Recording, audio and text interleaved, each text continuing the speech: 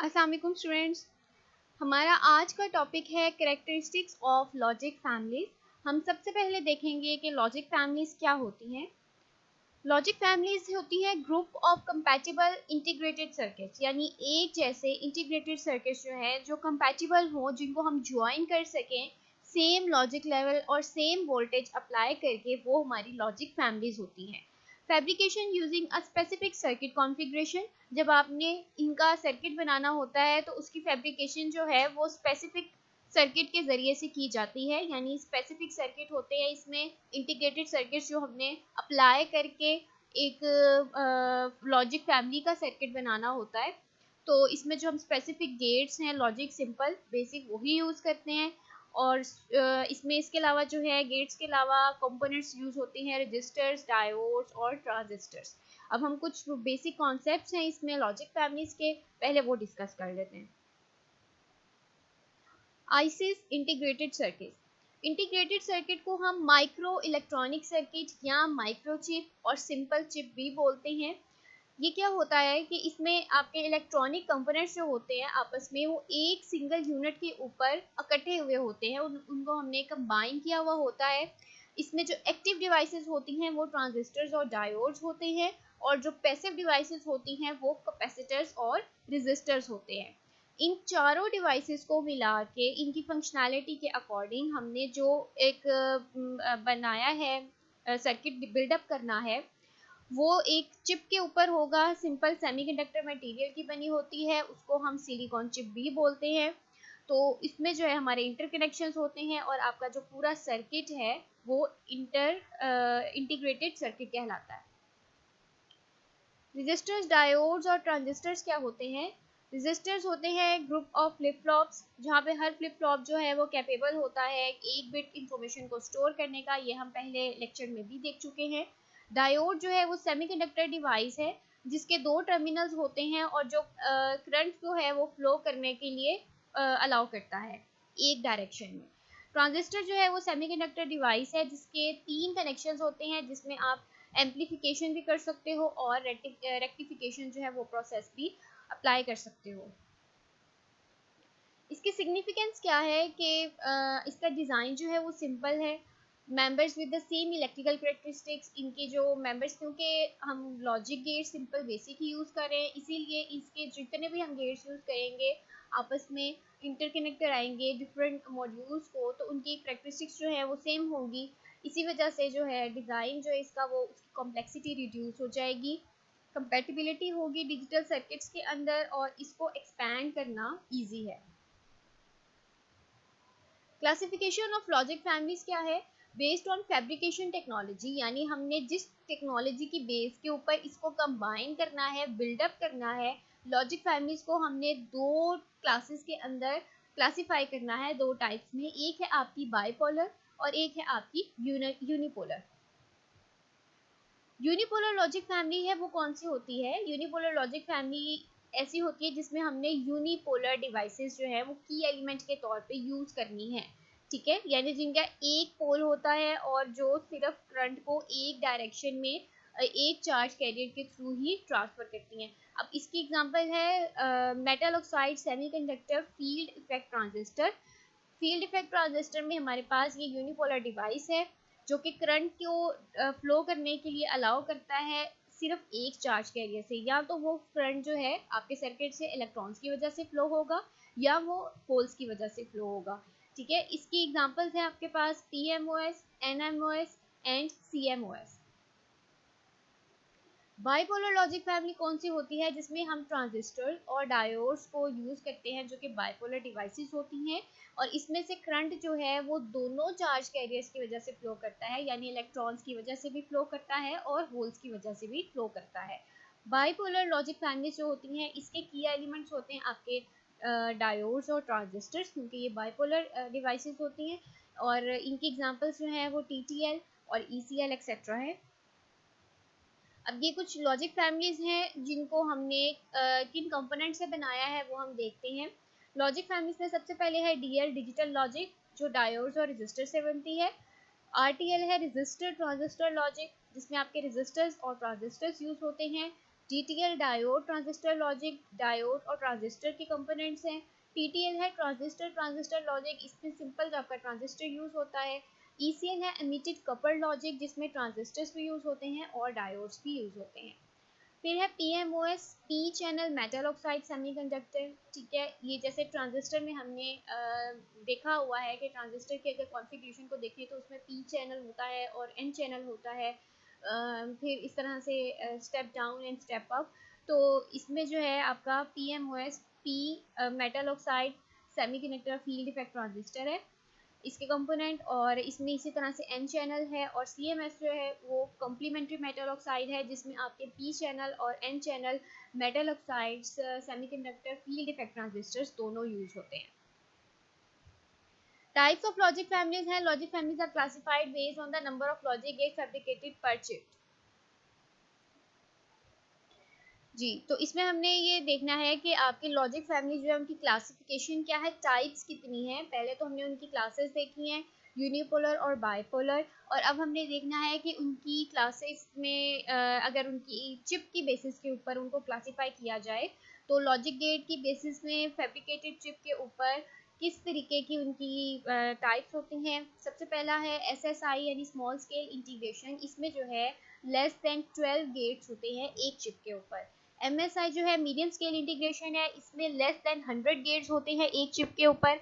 LSI है large scale integration, इसमें almost 1 के गेट्स होते हैं यानी 1000 गेट्स होते हैं। और वेरी लार्ज जो है इसमें ऑलमोस्ट 10,000 यानी 10 के गेट्स होते हैं एक चिप के ऊपर।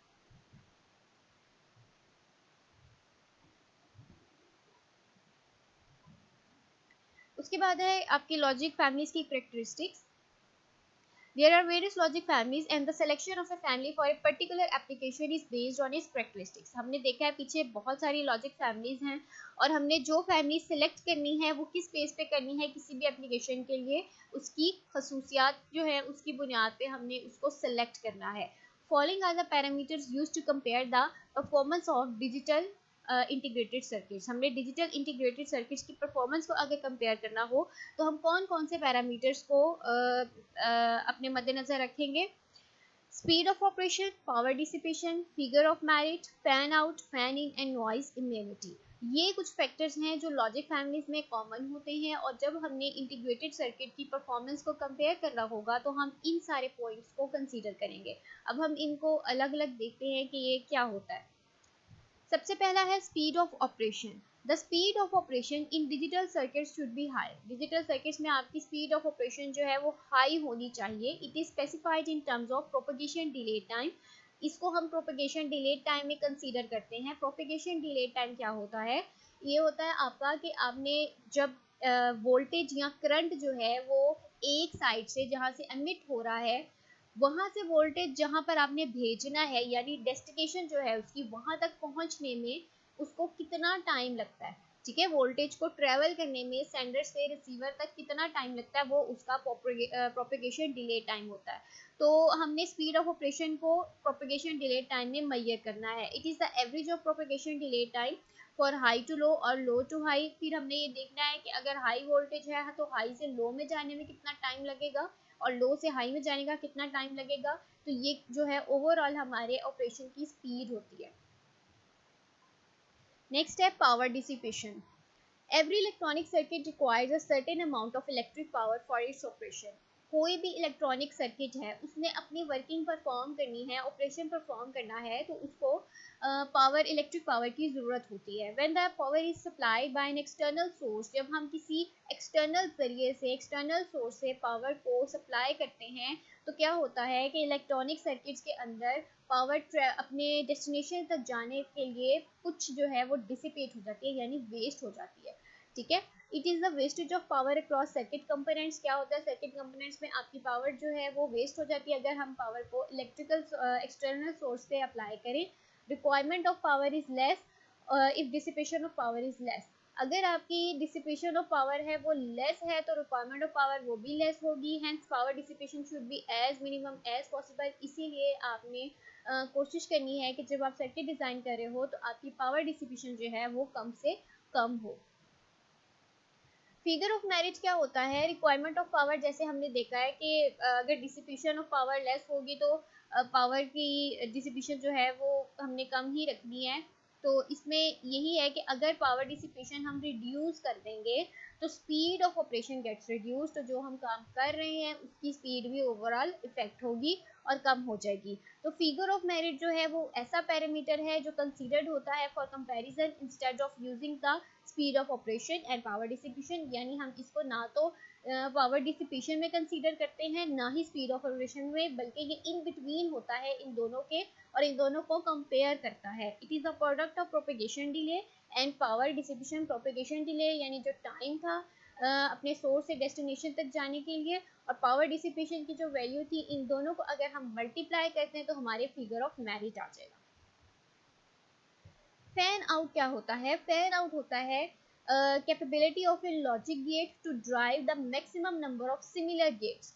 ठीक है, यानी एक लॉजिक गेट जो है वो आगे कितने लॉजिक गेट्स के एज अ आउटपुट जनरेट करता है, यानी ये वन टू मैनी का फंक्शन हो जाता है कि एक स्पेसिफिक लॉजिक गेट जो है वो कितने सिमिलर लॉजिक गेट्स को आगे एज अ आउटपुट जनरेट कर सकता है। ठीक है, hence high fan out is advantages because it reduces the need of additional gates to drive more gates. ठीक है, अगर हमें आउटपुट पे ज़्यादा गेट चाहिए और हमारा फैन आउट जो है वो हाई है, तो इसका मतलब है कि हमारा सर्किट आइडियल है। अगर हमें हाई आउटपुट जो है वो हाई चाहिए, आउटपुट पे गेट्स जो है वो नंबर ऑफ गेट्स ज़्यादा चाहिए, मैक्सिमम नंबर ऑफ गेट्स चाहिए, लेकिन हमें इनपुट जो है इनपुट गेट इतना कैपेबल नहीं है कि वो मैक्सिमम नंबर ऑफ गेट्स को कर सके, तो हमने क्या करना है कि हमें मज़ीद गेट्स इनपुट पे देने पड़ेंगे, तो आपका फैन आउट जो है वो लो हो जाएगा। तो इसमें क्या है, आपका साइज भी इंक्रीज हो जाएगा सर्किट का, आपकी कॉम्प्लेक्सिटी भी इंक्रीज हो जाएगी, स्पीड ऑफ ऑपरेशन जो है वो भी इफेक्ट होगी और कॉस्ट भी इंक्रीज हो जाएगी। तो इसीलिए जो है आपकी हमने लॉजिक गेट ऐसा यूज़ करना है जो सिमिलर लॉजिक गेट्स को मैक्सिमम आपके आउटपुट पे डिलीवर कर सके। फैन इन क्या होता है? अब हमने पहले फैन आउट में तो आउटपुट की बात की है कि हम कितनी आउटपुट्स ले सकते हैं एक लॉजिक गेट से। अब हमने देखना है कि फैन इन में नंबर ऑफ इनपुट्स जो हैं वो एक गेट कितनी लेगा। ठीक है, एक गेट है उसमें हम कितनी मैक्सिमम नंबर ऑफ इनपुट्स दे सकते हैं। जैसे कि टू इनपुट्स होती हैं, टू इनपुट गेट है, जैसे ए और बी हमने दिया है किसी भी एंड गेट को, तो इसका मतलब है उस गेट का फैन इन जो है वो 2 है। और अगर हमने 4 इनपुट्स दी हैं ए बी सी डी, तो इसका मतलब है उस गेट का जो फैन इन है वो 4 है। नॉइस इम्यूनिटी वो क्या होता है? नॉइस हम कहते हैं अनवांटेड सिग्नल्स को। ठीक है, यानी जिन सिग्नल्स की हमें ज़रूरत नहीं होती वो हमारे लिए नॉइस हैं, बेकार हैं।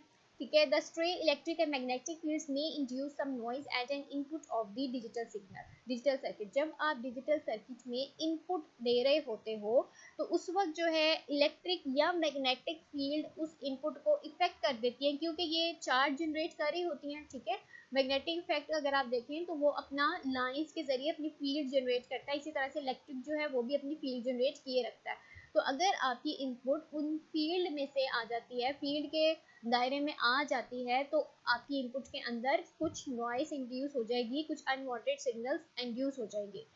तो नॉइस इम्यूनिटी जो है डिजिटल सर्किट की is defined as ability of a digital circuit to tolerate the noise signal. अब अगर आपने इनपुट वो नॉइस सिग्नल वाली सर्किट में इंट्रोड्यूस करा दी है, तो आपका सर्किट जो है वो कितना टॉलरेट करता है उस नॉइस सिग्नल को, कितनी देर तक उसको बर्दाश्त कर सकता है, कितनी देर तक उसके साथ एकोमोडेट कर सकता है, ये उसकी नॉइस इम्यूनिटी कहलाती है। ठीक है, quantitative measure of noise immunity, अगर आपने इस नॉइस इम्यूनिटी को मेजर कर ले किसी न्यूमेरिक वैल्यू के अंदर, तो इसको हम कहते हैं ये नॉइस मार्जिन है। तो ये थी कुछ हमारी करेक्टरिस्टिक्स लॉजिक फैमिलीज की। तो अब हम जो है अपने नेक्स्ट लेक्चर में देखेंगे इनकी सारी बाकी करेक्टरिस्टिक्स।